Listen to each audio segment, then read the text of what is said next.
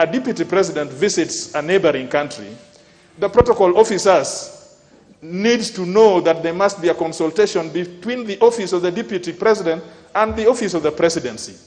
Mr. Speaker, this has exposed our deputy president to ridicule. The constitution is clear and he cannot pretend to be talking on behalf of the deputy president. That is ridicule and we cannot allow that. I don't think as a country that we should just watch as we see overzealous government officials humiliating a person in the stature of the deputy president of this nation.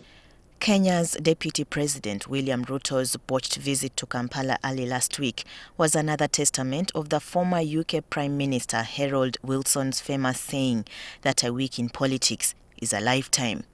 Ruto was on August 2nd blocked from flying to Uganda for a private visit without the Kenyan President Uhuru Kenyatta's clearance to travel as required by protocol. The Daily Nation, a sister newspaper to this television, reported that neither the Kenyan Ministry of Foreign Affairs nor the High Commission of Kenya in Uganda was aware of the visit. A section of Kenyan rabble-rousing politicians engaged in nitpicking, accusing the Kampala establishment of trying to get involved into the affairs of a sovereign state. Museveni has never won any democratic election. What Museveni knows is how to destabilize, how to grab power by force. And so Ruto cannot claim to go to Uganda to learn on issues of how to win elections. The NRM record on human rights is not worth borrowing. The NRM record on democracy is not worth borrowing. The NRM record on good governance is not worth borrowing. The NRM record on freedom of the press is not worth borrowing. The NRM record on expanding civil society is not worth borrowing. The NRM record on fighting corruption is not worth borrowing. Uganda and Kenya are like two Siamese twins tied to the umbilical cord. They share dialects, ethnicities, and culture. But as the country's elections draw closer, the uneasy political love triangle unfolding next door is one Uganda has to keep a keen eye on. The polls, if they happen, will likely pit Ruto, the deputy president since 2013, an erstwhile ally of President Kenyatta, against dynasty politics. In a surprise turn of events, Opposition doyen Raila Odingo, who has warmed up to his implacable foe in the past, appears to be the frontrunner. Others in contention include former Vice President Kalonzo Musyoka, who represents the Ukambani vote, Moses Wentagula and Musalia Mudavadi, who represent the Luhya community, and Gideon Moi, a son of former Kenyan President Daniel Arap Moi, representing the Kalenjin ethnicity.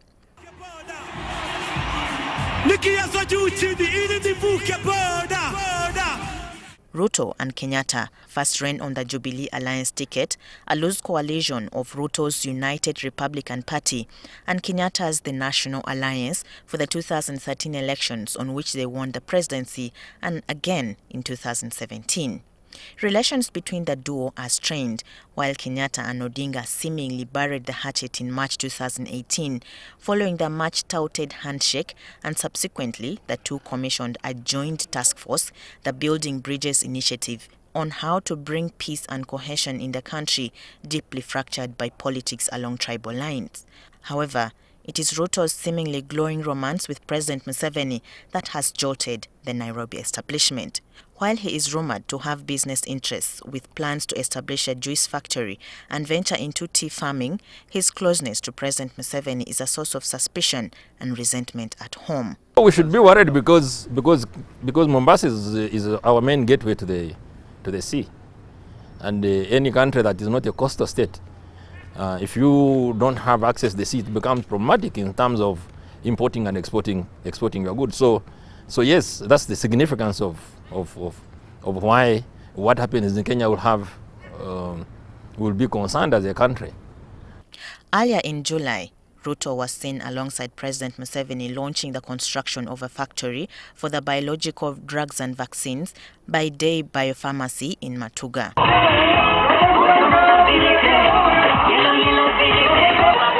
However, he first forayed into Ugandan politics during President Museveni's campaigns for a fifth term in 2015. Young people must be at the forefront He has since visited Uganda several times. President Museveni has been campaigning in Uganda for a very long time, and he has sufficient experience, and he has sufficient knowledge.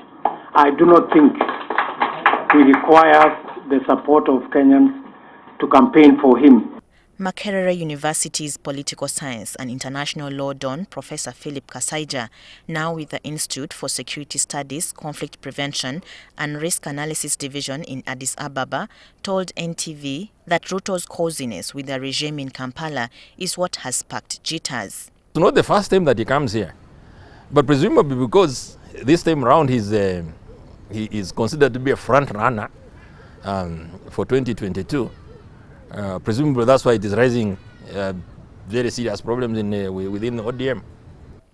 Kasaija reveals that Kenya's politics is marked by fickle alliances and a lot can change towards the polling day.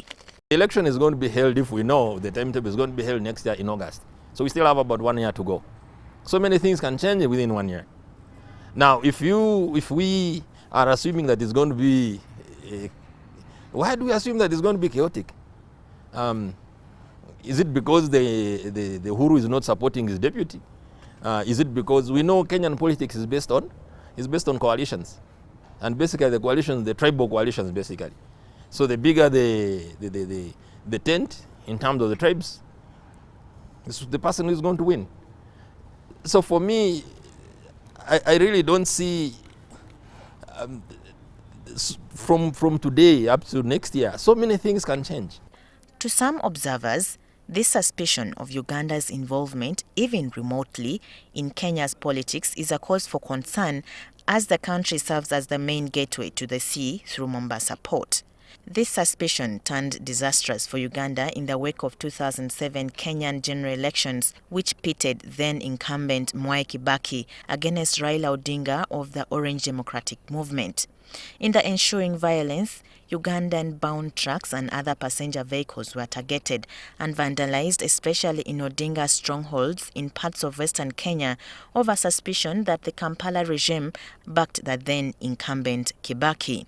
Sections of the meter gauge railway leading to Uganda were uprooted, and anti-Uganda sentiments spread throughout parts of Kenya until the African Union UN-backed national consensus took effect. Last week, the Ministry of Foreign Affairs denied claims of meddling in Kenyan politics. Our foreign policy is very clear as the skies, as clear as the water in the glass, is that we do not interfere in the internal affairs of any country whatsoever. We only participate and engage other countries if they invite us to be in their country. So we have no interest to interfere in the politics or the social affairs of Kenya. Kenya is being run by an elected president, His Excellency Uhuru Kenyatta. The Kampala regime eventually normalized relations with Nairobi post-2007, including agreeing in 2008 to construct a brand new railway line snaking from Mombasa to Kampala. The arrangements for the much-touted standard gauge railway were subsequently concretized in 2012, with the two countries agreeing to construct China Class 1 standard, whose design classification, according to the Chinese standards, is one with annual passengers or freight traffic volume for near term, which is more than or equal to 20 metric tons. While the plan was to borrow money jointly from China's Exim Bank for the regional project, sources say Nairobi did not live up to its promises and started parallel negotiations shortly and acquired $3.8 billion or 13 trillion Uganda shillings for the Mombasa to Nairobi section, and later the 120-kilometer line from Nairobi to Naivasha at $1.7 billion. This was supposed to be followed by the 266-kilometer railway line from Naivasha to Kisumu port at a cost of $3.6 billion or 13 trillion Uganda shillings, and 107-kilometer line connecting to Malaba at a cost of $1.7 billion or 6 trillion Uganda shillings as a precursor for Uganda starting its own 323-kilometer Malaba-Kampala standard gauge railway railway, which plans have since run out of steam. Matters for Uganda were further complicated when in 2016, Uganda cancelled Kenya's northern route to Lamu Port as the least cost route for the proposed East African crude oil pipeline in favor of the southern route via Tanzania to Tanga Port at the Indian Ocean. While technical studies showed that the Kenyan route was unsuitable for, among others, environmental grounds and sporadic insecurity towards the border with Somalia, it drew a wedge between Kampala-Nairobi ties. Finance Minister Matia Kasaija says they explained themselves on the oil pipeline. Kenya, we are very friendly, very friendly. But even among brothers, at times you get some little misunderstanding. This question of the pipeline, we explained it thoroughly. The Kenya leadership did understand it. I don't think they're trying to, as if they are trying to punish us or to reciprocate. No. Likewise, in the recent months, Nairobi has been playing hardball on trade. Milk, yes, they have put a little vote embargo. We are negotiating. On sugar, we have agreed with a quota of 90,000 metric tons, I think, per annum. Because they have a bit of sugar on their side, or we are saying, no, you've been importing from outside East Africa, now you can buy from us. And things are moving very well on that. Doesn't that defeat the whole essence of the non-customs, the whole spirit of the ESC? Yes, in one sense it does, but you see, as I said, there are certain industries now. We live in a community, I agree with you, but we must also be careful not to kill an industry in our neighbor. Bank of Uganda data released last week for the months of May and April showed that Tanzania overtook Kenya as Uganda's biggest source of imports within the East African community for the last 8 months. Uganda's imports from Tanzania have for the last 3 months doubled, increasing by an average of 18%. This, as unfair trade and egos among leaders of the East African community countries have shaken the 6-member regional bloc of Uganda, Kenya, Tanzania, Burundi and Rwanda and South Sudan, admitted in 2016. How to produce an East African that is one is going to go through some pangs. We should not overreact.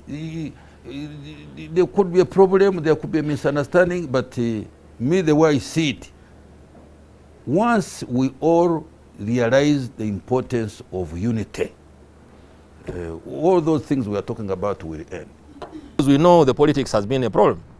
We know even all these, that's why we're saying the common market has not worked. The customs union has not worked the way it should work, or the conceptual way how these arrangements should work. There are issues, but those issues can be resolved within the integration process itself. They cannot be resolved outside the integration process. So the conversation I think we should be having would be how do we overcome the problems within the process so that we remove the suspicions, so that we remove the fears. But if we can't do that as a region, then I think we have a problem. And we do have a problem, certainly. While the East African community has grown by leaps and bounds since it was re-established, it has of recent latched into crisis precipitated by mutual suspicion and ego amongst member states, and that is bad for business and cooperation.